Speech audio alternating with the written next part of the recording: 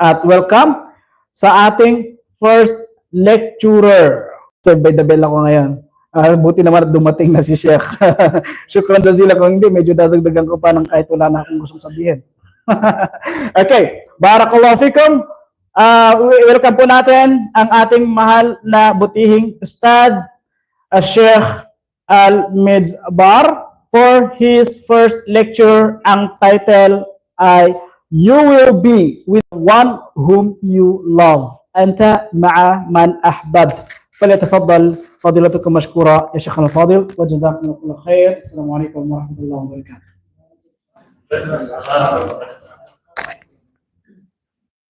بارك الله فيك. ما شاء الله حياك الله.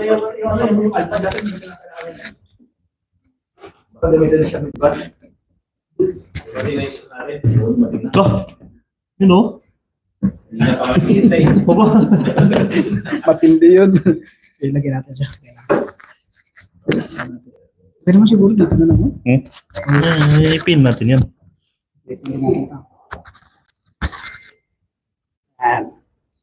Cute.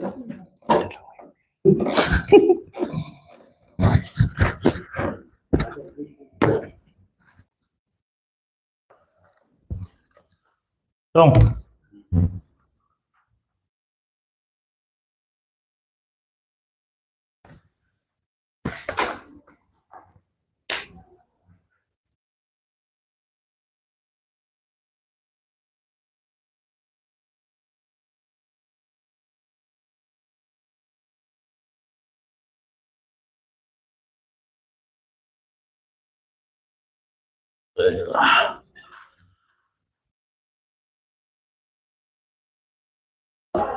الحمد لله رب العالمين والصلاة والسلام على أشرف الأنبياء والمرسلين نبينا محمد وعلى آله وصحبه أجمعين وبعد والسلام عليكم ورحمة الله تعالى وبركاته. So al-mar'u ma'a man ahab. Ibig sabihin yung tao o ikaw ay makakasama mo kung sino yung minamahal mo.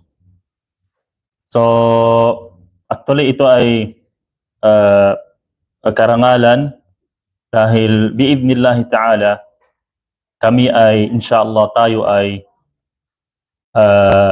kumbaga pag-iisahin ng Allah subhanahu wa ta'ala sa kabilang buhay.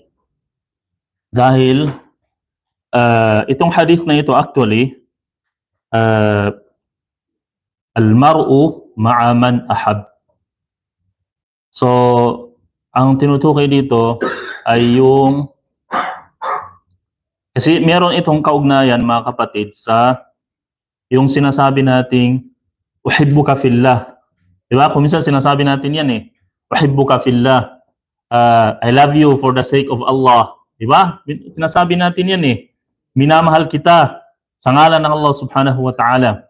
Pero ang sabi natin mga ulama, dapat mag-ingat tayo sa pagsabi ng uhibbuka fillah or I love you for the sake of Allah. Diba? Kasi mamaya kung minsan meron tayong naiibigan, halimbawa sa isang tao, sa feature niya, kagaya halimbawa ni Sheikh Abdullah, ang gandang lalaki, sasabihin, doon ako namangha sa kanyang kagandahang lalaki, tapos sabihin ko sa kanya, I love you for the sake of Allah.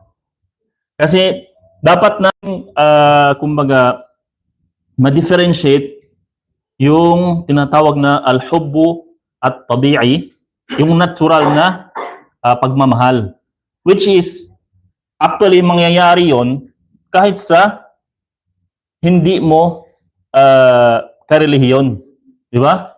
Nangyayari yon, namamangha ka, al-hubbu at tabi'i, di ba? At meron tayong tinatawag na al-hubbu fillah. So, ang sabi natin mga ulama, yung hubbu fillah, yani al-hubbu li ajlillah. Ibig sabihin, meron kang nakita doon sa tao na yon na bagay may kaugnayan sa kanyang pananampalataya. Kaya sinasabi mo, uhibbuka fillah. Ibig sabihin, to be specific, hindi siya applicable sa lahat ng pagkakataon o sa lahat ng tao na minamahal mo at sasabihin mo, uhibbuka fillah.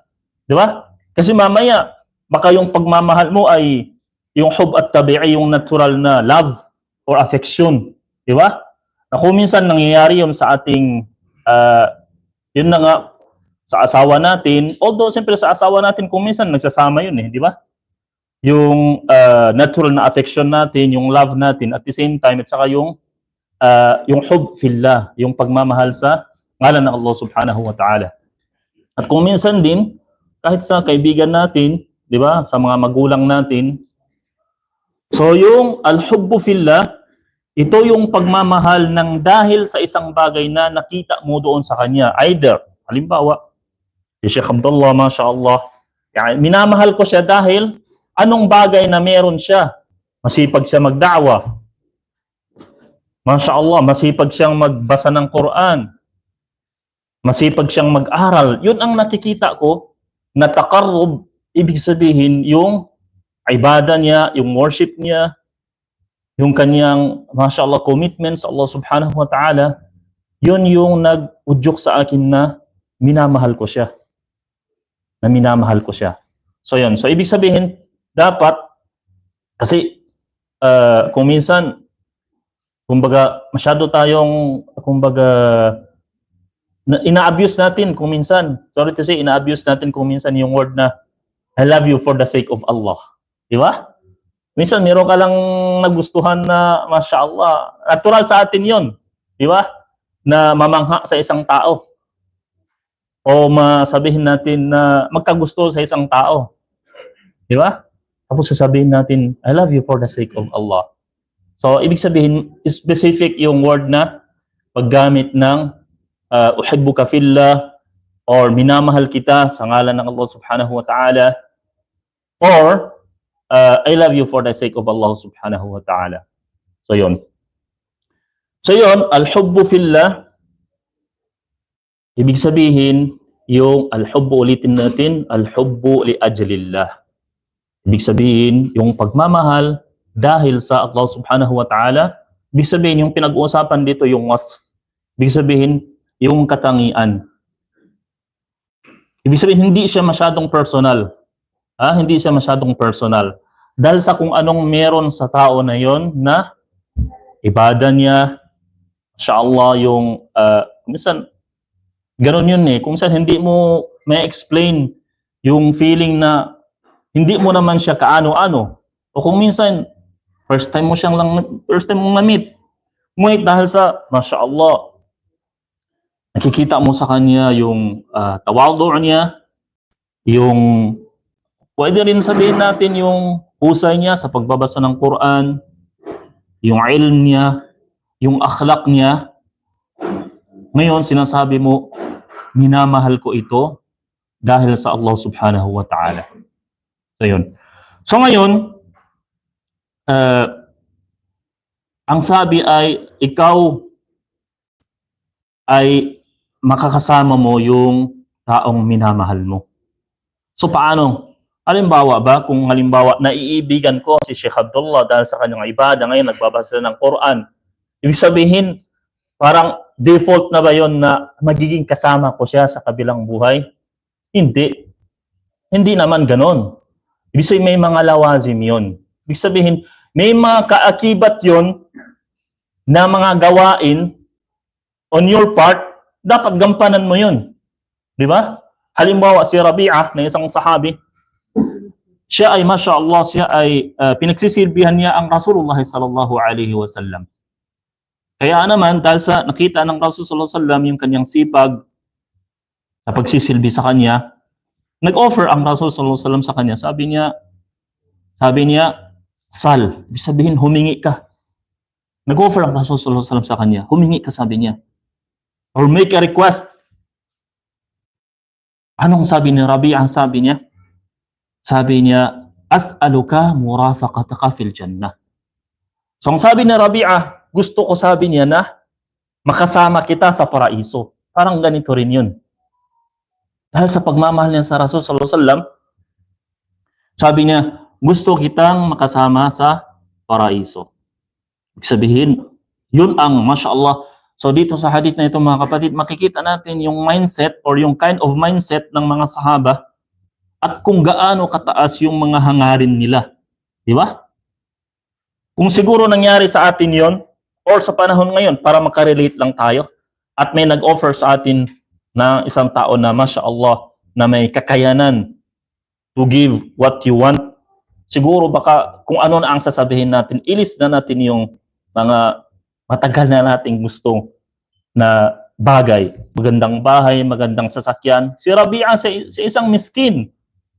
Hindi siya humingi ng anumang bagay na may kaugnayan sa pangmakamundo. Ang sabi niya, as'aluka murafaqataka fil jannah. Sabi niya, gusto kita, sabi niya, makasama sa paraiso. At inulit ng Rasulullah sallallahu alaihi wasallam, sabi niya, awa ghayra dhalik. Sabi niya, wala na bang iba? Ibig sabihin, pwede ka namang humingi ng anything, something personal, o para mabawasan man lang yung paghihirap mo, dahil siyempre siya isang mahirap. Hindi na niya dinagdagan. Sabi niya, huwa dhaka ya Rasulullah. Sabi niya, yun lang sabi niya, o propeta ng Allah. Sa pagmamahal niya sa Rasulullah sallallahu alaihi wasallam. So ngayon, ito ay isang malaking aral mga kapatid. Granted na ba kaagad yun? Granted na ba kaagad yun? So dahil sa ganun nga, nakita ng Rasulullah sallallahu alaihi wasallam na yun talaga yung gusto niya, anong sabi sa kanya ng Rasulullah sallallahu alaihi wasallam? Ibig sabihin, okay, granted. Magkakasama na kita sa paraiso? Hindi. Anong sinabi ng Rasulullah sallallahu alaihi wasallam? Sabi niya, a'inni ala nafsika bikathratis sujud.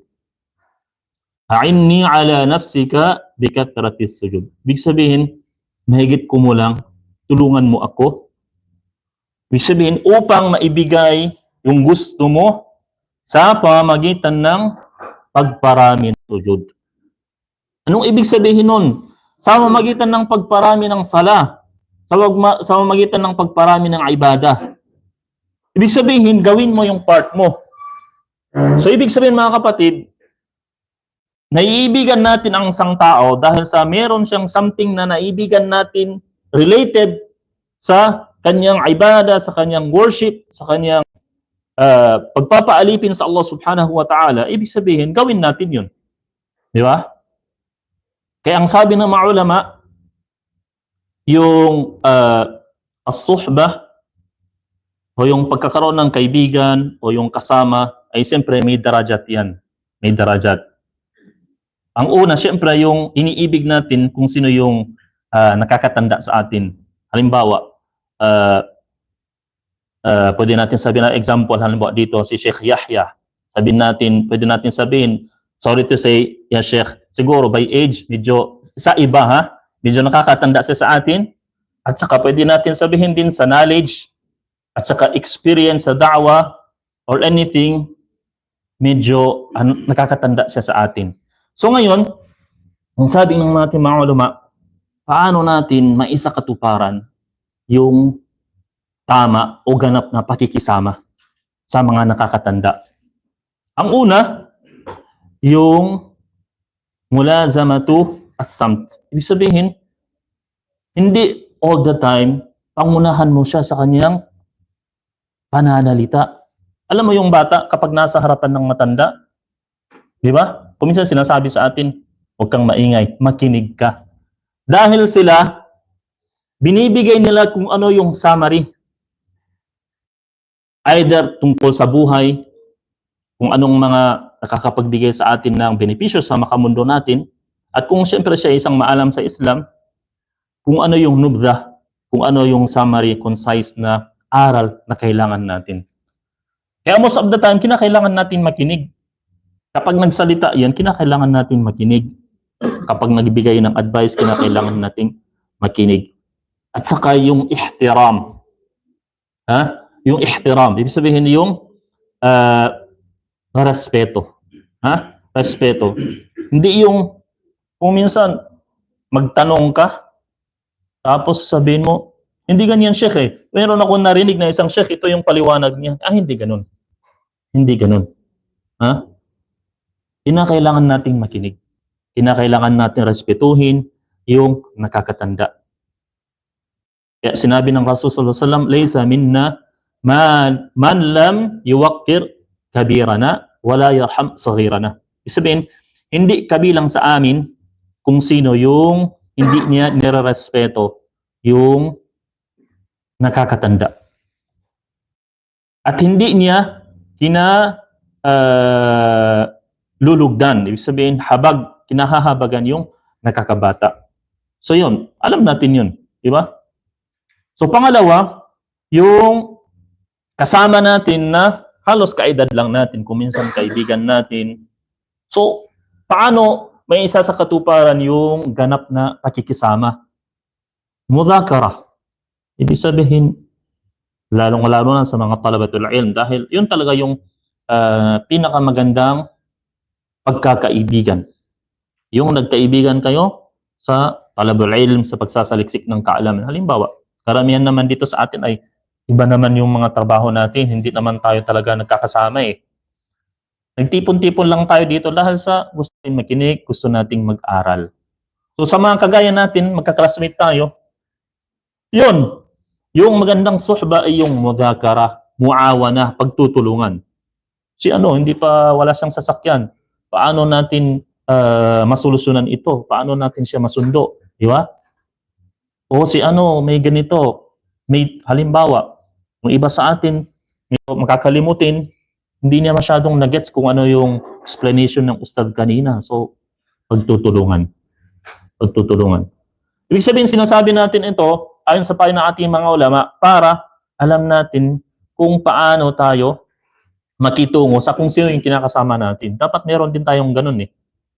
Tapos, yung pangatlo, yung pakikisama natin sa bata. Yung pakikisama natin sa bata. Most of the time, kapag bata yung kasama mo, nagsisimula, ikaw yung nagbibigay ng faida. Ikaw yung ang nagbibigay ng guidance. Relihiyon man yan. Or, sabihin natin, yung worldly affairs natin. Most of the time, ikaw ang nagbibigay. Binibigyan mo siya ng irsyadat. Binibigyan mo siya ng guidance. Binibigyan mo siya ng tawjihat. Ito yung tama, ito ang gagawin mo. So, yun.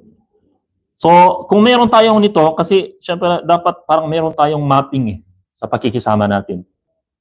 Pero syempre, itong tatlo na ito ay meron silang common denominator. Ano yung common denominator nila? Yung al-hubbu fillah. Ibig sabihin yung pagmamahal sa ngalan ng Allah subhanahu wa ta'ala. Unang dahil sa Allah subhanahu wa ta'ala. So, yun. So, ngayon mga kapatid, sinasabi natin, al-hubbu fillah.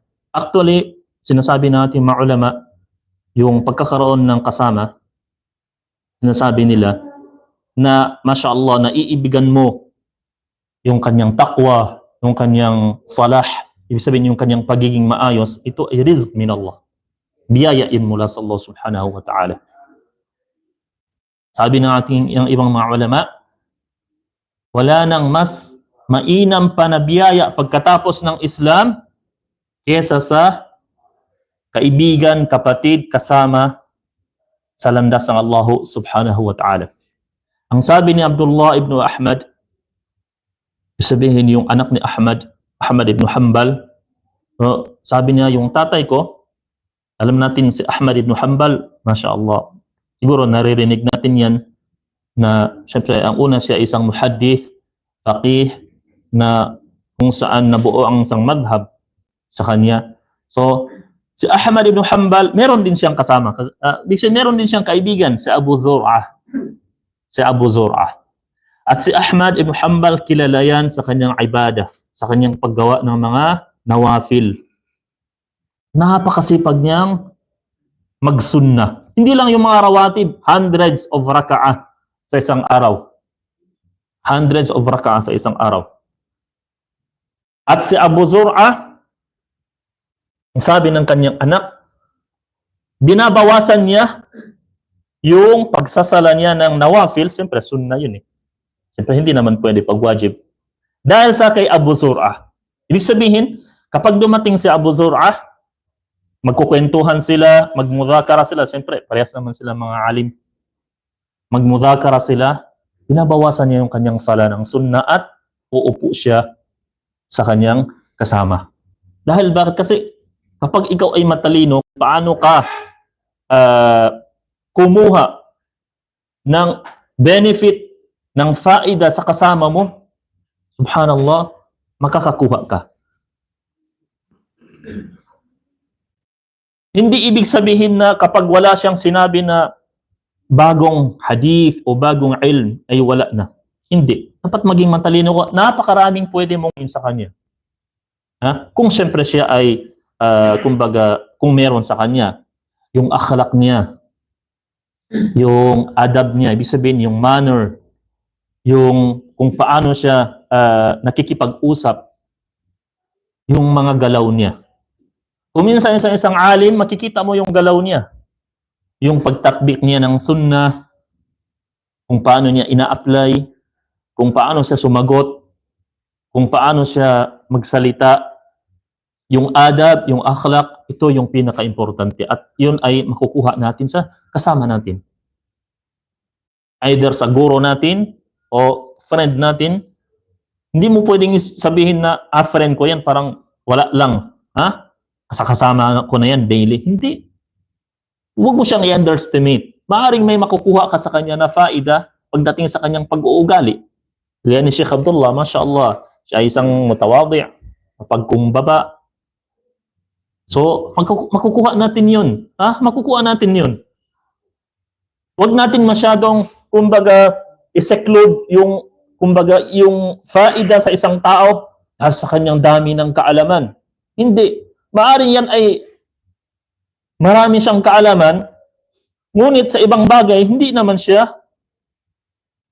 ka naman nakakapag-benepisyo. Dahil hindi naman lahat binigyan ng rizq ng Allah subhanahu wa ta'ala ng biyaya sa pag-uugali, sa husnul muamala. Hindi. Ito ay rizq min Allah subhanahu wa ta'ala. Ibig sabihin, yung kaalaman, la syak, walang pag-aalinlangan, yan ay biyaya mula sa Allah subhanahu wa ta'ala. Yung magandang pag-uugali, yan ay biyaya mula sa Allah subhanahu wa ta'ala. Kaya, siyempre, kinakailangan natin piliin kung sino yung kinakasama natin. Sa isang hadith na inulat ni Abu Hurairah, ang sabi ng Rasulullah sallallahu alaihi wasallam, "Al-mar'u ala dini khalilihi, falyanzur ahadukum man yukhalil." So, ang sabi ng Rasulullah sallallahu alaihi wasallam, sabi niya, "Al-mar'u ala dini khalilihi." Sabi niya, ang tao ay nasa pananampalataya ng kanyang kasama. Falyanzur ahadukum man yukhalil. Kaya, tingnan ng isa sa inyo kung sino yung kanyang kinakasama. Diba? Ganun yun eh. Actually, kahit hindi natin ito narinig as hadith, siguro, something na related dito, meron tayong alam. Diba? May kasabihan yun eh. English, mahina kasi kami sa English eh. Ano nga ba yun? Meron yun, tungkol sa friend. Di ba? Tell me who your friend Yun. is, I will tell you who you are. Yun. Di ba? Subhanallah. Ibig sabihin, bago pa natin napag-aralan yan at narinig yan sa ating mga guro, sa ating mga professor, tinuro na ni Propeta Muhammad sallallahu alaihi wasallam sa atin more than 1,000 years ago. Tinuro na ni Propeta Muhammad sallallahu alaihi wasallam sa atin more than 1,000 years ago. Yun nga lang ang kagandahan sa Islam, Masya Allah. Lahat naka-prescribe, lahat na ituro, lahat na sabi. Ibig sabihin maliwanag. Di ba? Kung ikaw ay nako-confuse tungkol sa isang bagay, okay, tama ba ito? O ngayon, meron tayong hadith, tama. Di ba? Kasi, maaaring kasama mo ngayon once, okay lang, pero sa katagalan, ma-adapt mo na yung kanyang pag-uugali. Kaya piliin natin. Sabi ng Rasulullah SAW, "Falyanzur ahadukum man yukhalil." Kaya suriin, kumbaga, piliin ng isa sa inyo, ng isa sa atin, kung sino yung kanyang kinakasama. Kung sino yung kanyang kinakasama. So yun. Kaya naman mga kapatid, si Propeta Muhammad sallallahu alaihi wasallam, kaya dito maintindihan natin yung limitasyon din. Yung limitasyon, subhanallah, sa Islam, kung ano yung talagang pagmamahal sa ngalan ng Allah subhanahu wa ta'ala at kung ano yung hindi. Alam natin yung relationship ni Propeta Muhammad sallallahu alaihi wasallam at ang kanyang uncle na si Abu Talib. Naririnig natin yan, di ba? Sa ating subject na sirah, naririnig natin na sobra yung pagmamahal ni Propeta Muhammad sallallahu alaihi wasallam kay Abu Talib dahil siyempre maliban sa naging uncle niya, naging protector niya si Abu Talib at siya yung kumupkop sa kanya kay Propeta Muhammad sallallahu alaihi wasallam. Kaya naman dito makikita natin yung hangganan. Ang sabi ni Propeta Muhammad sallallahu alaihi wasallam, alam natin ano ba ang pinakamagandang bagay na pwede mong i-offer sa kasama mo o sa tao? Dua. Dua. Jazakallahu khairan. Or yung paghingi mo ng kapatawaran sa kanya. Wala nang mas nakakahigit doon. Yan, di ba? Kamakailan narinig ko yung isang clip ni Sheikh Abdul Razak Al-Badr tungkol sa pagsabi natin ng Jazakallahu khairan. Kuminsan parang nasasabi na lang natin ito na kumbaga parang ganun lang without knowing kung gaano kabigat. Kuminsan parang nililimit pa natin Jazakallahu khairan Jazakallahu alf khair. Nililimit lang natin. Kung tutuusin naman ay actually sobra pa. Ha? Sobra pa. Dahil hindi mo alam kung ano yung kabutihan na pwedeng ibigay sa iyo ng Allah subhanahu wa ta'ala nang dahil sa dua ng kapatid mo. Jazakallahu khair, subhanallah. Ito na yung pinakamainam na bagay na pwede mong i-offer sa isang tao. Ha? Maari, dahil sa dua mo, Jazakallahu khair, biniyayaan siya ng Allah subhanahu. Kasi yung khair doon ay nakira, alam natin yung mga nag-aaral ng Arabic. Ito ay sakop niya ang lahat ng kabutihan. Pwede mundo, pang makamundong kabutihan, pang kabilang buhay, pang makamundo, maari, nang dahil sa dua mo, binigyan siya ng Allah subhanahu wa ta'ala, masyaAllah, ng magandang trabaho, ng hindi natin alam yung reason ng Allah subhanahu wa ta'ala. So yun. O kaya naman, si Propeta Muhammad sallallahu alaihi wasallam, dahil sa pagmamahal niya sa kanyang uncle, anong sinabi niya? La astaghfiranna lak ma lam unha anhu. Isabihin, sabi niya sa kanyang uncle, sabi niya, hihingin ko sa Allah subhanahu wa ta'ala yung kapatawaran para sa iyo, malam unhaan, kung hindi ipinagbabawal sa akin. Kung hindi ipinagbabawal sa akin. Pero, alam natin, siyempre, si Abu Talib, hindi siya binigyan ng hidayah ng Allah subhanahu wa ta'ala. Hindi siya ginabayan ng Allah subhanahu wa ta'ala. So, ibig sabihin, alam natin yung sa Islam, hindi ka pwedeng, kumbaga, humingi ng kapatawaran para sa isang tao na namatay na at hindi siya nasa loob ng pananampalatayang Islam. So, ibig sabihin, may limitasyon. May limitasyon. So, dito, ang gusto natin sabihin, ang pagmamahal talaga ay may kaugnayan parati sa Allah subhanahu wa ta'ala. So, alam natin yung affection, yung love ng isang, pwede natin sabihin, halos anak na niya. Diba? Halos anak na niya, hindi inaanak. Halos anak na niya. Si Propeta Muhammad sallallahu alaihi wasallam. Ngunit, dahil sa ang karapatan, subhanallah, dahil ang karapatan ng Allah subhanahu wa ta'ala ay nabangga, hindi siya pwedeng humingi ng kapatawaran sa kanyang uncle na si Abu Talib. Kaya naman mga kapatid, ang mga magkakasama, maging mag-asawa man yan, maging magkaibigan man yan, magkapatid man yan, pagdating sa kabilang buhay sila ay mag-aaway din. Sila ay mag-aaway din. Kaya naman, sinabi ng Allah subhanahu wa ta'ala, Al-akhillau yawma idhin ba'duhum li ba'din aduwwun illa al-muttaqin. Sabihin yung al-akhilla, ibig sabihin yung ashab o asdiqa, yung magkakasama, yung magkakaibigan, yawma idin ba'duhum li ba'din adu. Ibig sabihin, darating yung panahon. Kailan yung panahon na yun? Pagdating sa kabilang buhay. Mag-aaway-away sila. Maliban na lamang sino? Ang sabi ng Allah subhanahu wa ta'ala, illal muttaqin. Maliban na lamang yung mga mananampalataya. Yung mga mananampalataya, yung pagkakaibigan o pagsasama, pag-iibigan, alang-alang sa Allah subhanahu wa ta'ala, yun ang actually mananatili. At sila actually yung tunay na magiging kasama mo. Innamal mu'minuna ikhwah. Subhanallah. Tunay na ang mananampalataya. Innama, alam natin yan sa lugha Arabi, yung hasar. Ibig sabihin sila lang. Kung gusto mong tukuyin yung isang bagay, kung gusto mong i-exclude yung ibang mga bagay, innama. Isang ada yan. Adatun min adawat. Na kung saan, tinukoy ng Allah subhanahu wa ta'ala, sila lang yung sila lang yung magkakapatid. Biruin mo, yung buhay natin dito na napakaikli at darating tayo o hahantong sa buhay na walang hangganan at tayo ang magkakasama. Subhanallah.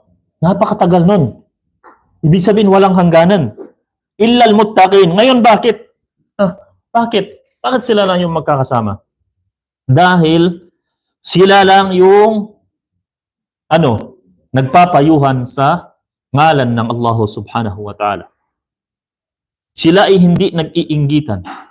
Yung nus na tinatawag o yung gustong hangarin ng bawat isa, yung sinseridad, hangarin ng bawat isa na magkaroon ng kabutihan yung kanyang kasama, subhanallah, yun ay hindi mababayaran yun. Hindi mababayaran yun. So kaya naman,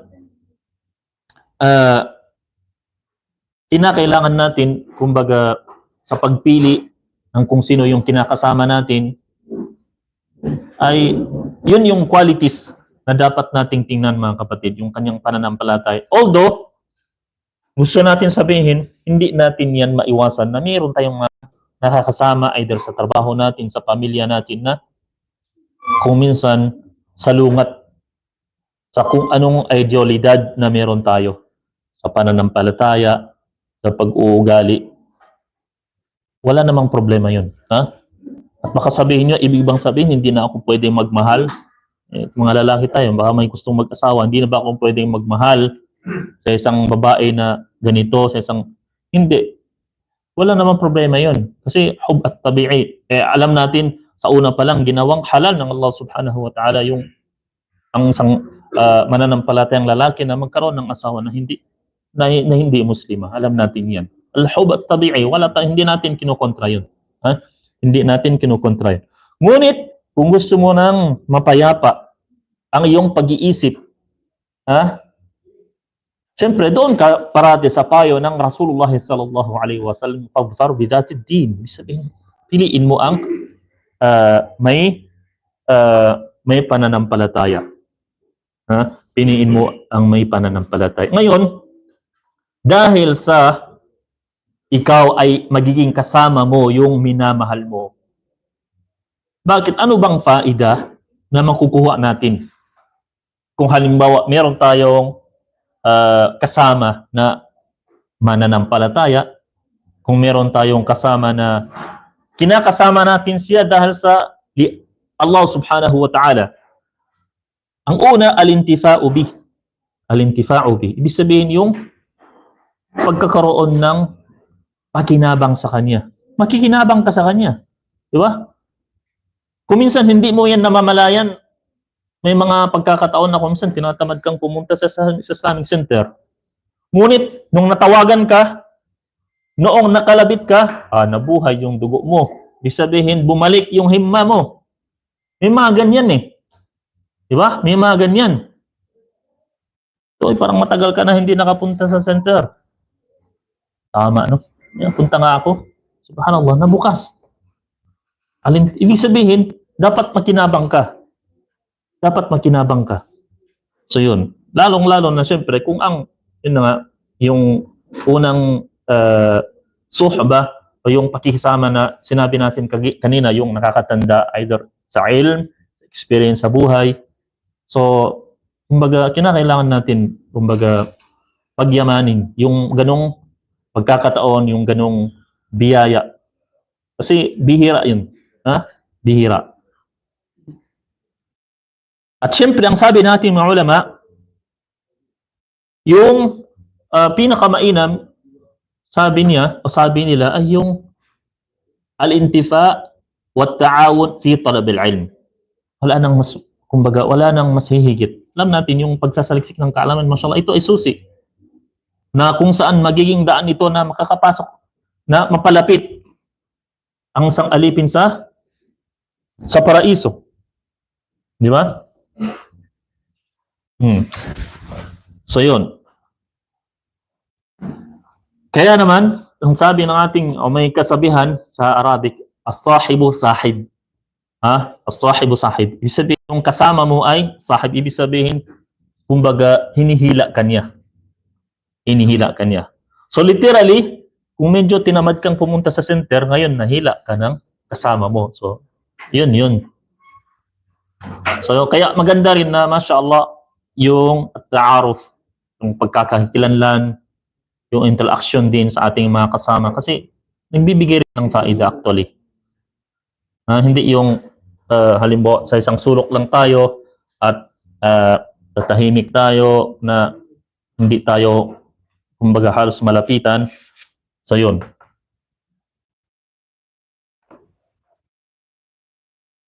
So, anong pangalawa? Anong faida? Ako meron tayong kasama. Fillah, for the sake of Allah. Al-dhikrul jamil. Al-dhikrul jamil. Ibig sabihin, yung magandang citation or imahe na makukuha mo. Diba? Applicable yun yung sinabi ni Ustad Yahya na, tell me who your friends are and I will tell you who you are. Diba? Kung halimbawa, parati mong kinakasama si Sheikh Mahmoud, so ngayon, parang binibigyan mo ako ng idea kung sino ka. Di ba? Ganun yun eh. Al-dhikrul jamil. Kaya naman, sa isang hadith, sinabi ng Rasulullah sallallahu alaihi wasallam, sabi niya, mathalul jalis as-salih wal jalis as-su' kahamilil miski wa nafikhil kir. So, ibig sabihin, yung pagkakaroon ng kasama na mabuti at saka masama, sabi niya ay kahamilil misk. Ibig sabihin, parang tagadala o taga-benta ito ng pabango. Wa nafikhil kir. Ang nafikhil kir, yung, hindi ko alam sa Tagalog, yung, ano ba yun, yung kumagawa ng sa mga bakal, sa amin? Mga panday. Pero panday sa amin ay kapitera sa Tagalog. Oo, ganun din yun. Sa amin pag panday, yung Bukod na bahay. oo, yung parang Tagalog ang panday. yun. Alam na ninyo yung nakuha na niya yung idea.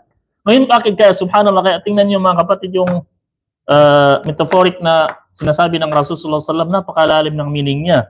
Bakit kaya? Ngayon, halimbawa, pahamilul misk, yung tagadala ng pabango o nagbebenta ng pabango, imma an tabta'a minhu wa imma an tajida minhu rihan tayyibah. Sabihin, win-to-win basis. Halimbawa, yung nagbebenta ng pabango, maaaring ikaw ay bibili mula sa kanya, or kung hindi man, anong makukuha mo? Yung mahalimuyak na amoy. Diba? Mahalimuyak na amoy. Kung minsan, may libre pa yan. Libreng spray pa eh. Diba? Kahit hindi ka bumili. So, ganun yun. Kung meron kang magandang kasama, maaari, directly, hindi ka nakakuha kung anong meron siya na mula sa kanyang sinabi, ngunit sa mga nakita mo sa kanya, sa mga naobserbahan mo sa kanya, ay nakakuha ka ng faida at later on na pwede mong may apply sa sarili mo. Wanafiqul kir, pwede nating sabihin, sa salitang gamitin yung word na panday. Ano naman ang pwedeng mangyari? Sabi niya, Imma an yahriqa thiyabak, maaring masunog niya. Kung hindi ka mag-ingat, siyempre, may mga ano yan eh. May mga apoy. Kung ikaw ay, kumbaga, pasaway, baka mamaya, punta ka dito, yun na pala, nasunog na yung damit mo. Or, anong pwede mangyari? Wa imma an tajrahan khabitha. Or, anong maamoy mo? Yung hindi magandang amoy. So, ganun din yun. Kung halimbawa, meron kang kasama, pwede natin sabihin na hindi maayos, hindi ka man madamay sa kung ano ang ginagawa niya, ngunit, maaring yung makikita mo sa kanya, hindi mo yan mamalayan, unconsciously, after a month, after 2 months, ma-adapt mo kung paano siya magsalita, yung pag-uugali niya. Diba? Hindi natin yan mamalayan. Ha? Hindi natin yan mamalayan. Kaya, subhanallah, kinakailangan sa atin na, yun na nga, yung, mashallah, matalino tayo sa pagpili ng kung sino yung ating kinakasama, lalong-lalo na in a daily basis, sa araw-araw na kasama natin na pupunta dito, punta doon. So, yun. So, yun mga kapatid. Ano pa? Ang sabi natin mga ulama, sabi nila, yung pagkakaroon ng suhba saliha ay, ito ay tasunul qalb. Ibig sabihin parang nililinisan yung ating puso at sa kaisipan mula sa khatarat wal wasawis. Ibig sabihin, nililinisan yung ating puso at isipan mula sa kung ano ang hindi magandang pag-iisip. Minsan hindi mo yan mamalayan, maraming dumarating sa isip mo na ganito, ganyan, mga negative thoughts. Hindi mo mamalayan. Pero masya Allah, may isang kapatid na optimistic ni Sheikh Mahmoud. Parating, wala, qadar yan ng Allah. Magsabar lang. Malalampasan din yan. Yan ay, ang pagsubok na yan ay tanda na mahal ka ng Allah subhanahu wa ta'ala kaya kasinubukan. Di ba? May mga darajat, may mga antas na hindi makuha o hindi maabot ng ating mga ibadah.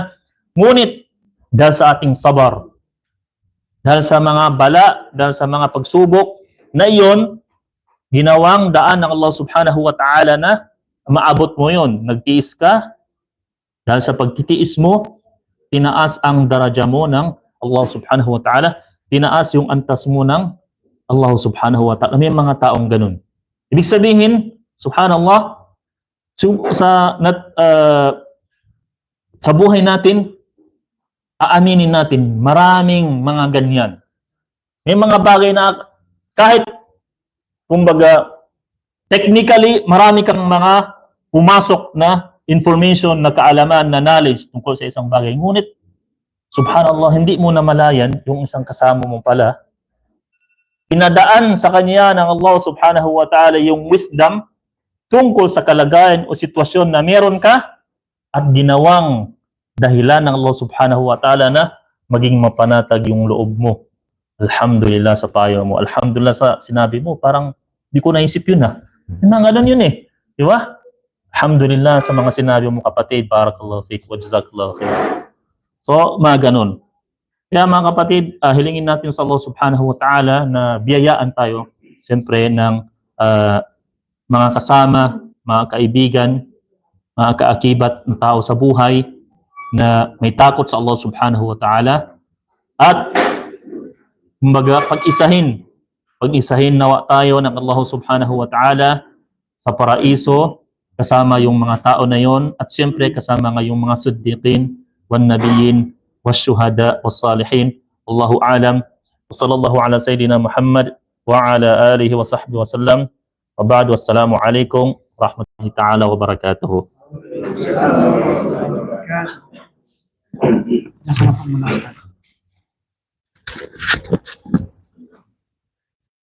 Syukran, barakallahu fikum. Shut off ito. Nawala yung ano. Baka nalobat.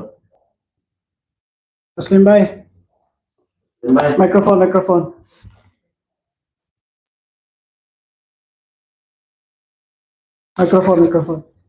Dead. Dead talaga. Tsaka makakita na terminologies na Nagag. Pag sinabi kong killed, Iba yun. killer. Natural death. Nagurgur. Okay, shukran wa barakallahu fikum wa jazakumullahu kulla khair Sheikh Al-Mizbar. At bago po umalis si Sheikh Al-Mizbar sa kanyang trono, bibigay po tayo ng isang question, pinakamatinding question mula kay Sheikh, at ang makakasagot ay meron po tayong something na ibibigay inshallah. Okay? Hello. Mashallah. Mag-question ako? Mic testing. So magbibigay ng question si Sheikh Mizbar, at kung sino yung makakasagot ng tanong na to, meron tayong something na ibibigay, surprise, inshallah. What happened? Happened something. Ustad, ganito muna. Sino bang sasagot, sa ladies or sa gentlemen? Sa ladies and gentlemen. Pero isa lang kasing question eh. Sa ladies Salam. muna tayo, gentlemen. Ladies na muna. Ay, lalaki muna. Lalaki muna. So ladies first daw, ladies first daw, so lalaki muna tayo sasagot ha. Ustad, ladies first tayo, pero lalaki muna sasagot. Hello, mic testing. Ha? Open. Right. Proceed.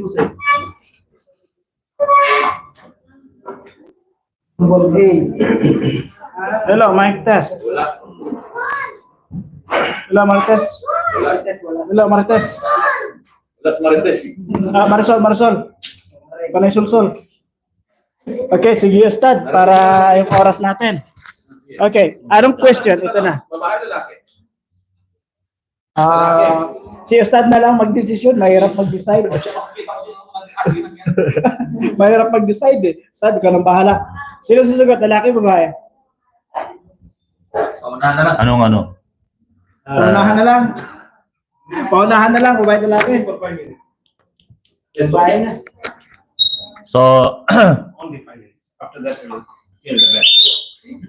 gamitin na lang siguro natin yung general. Masya Allah. Okay. Sige po, Ustad. So, siguro, bigyan na lang muna natin siguro sa mga kababaihan, di ba? Gamitin na natin yung general na na ladies first. At alam naman natin, mahirap pag sila magtampo. Ang lalaki kasi palaging mali. Male. So, yun.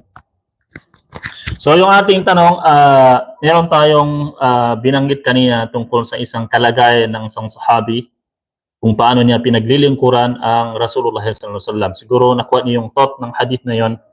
Ngayon, ang gusto nating marinig mula sa kung sino man yung sasagot, kung paano natin i-relate itong hadith na ito sa ating topic na ikaw ay makakasama mo yung minamahal mo. Ibig sabihin, kasi may portion doon sa hadith na yon na at kung na yung implication niya, ibig sabihin doon sa tao. Ha?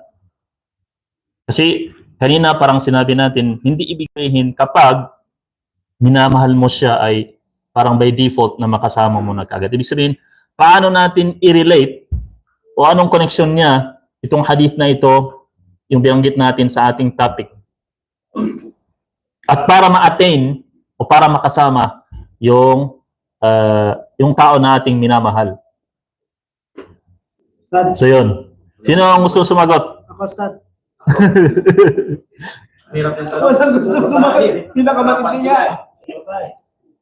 Wala mas sumagot. Hindi na nakuha yung to. Adam. Ya Adam, uskun anta wa zawjuka al-jannah. Sige na, try lang. O yun. Masya Allah. Waalaikumsalam. Pure love. Wala pong hihingap ulit. Masya Allah. Unconditional love. Yun. After that might can use for Okay. So, sino pang gusto mag-try? Yeah. Wala. Wala na? Ano sasagot? Dito na lang siguro tayo sa mga ano. Ayun, yun, may nagtaas ng kamay. Sige po. Waalaikumsalam warahmatullahi wabarakatuh. gawain. Kung ang kanyang gawain ay naayon sa kalooban ng Allah.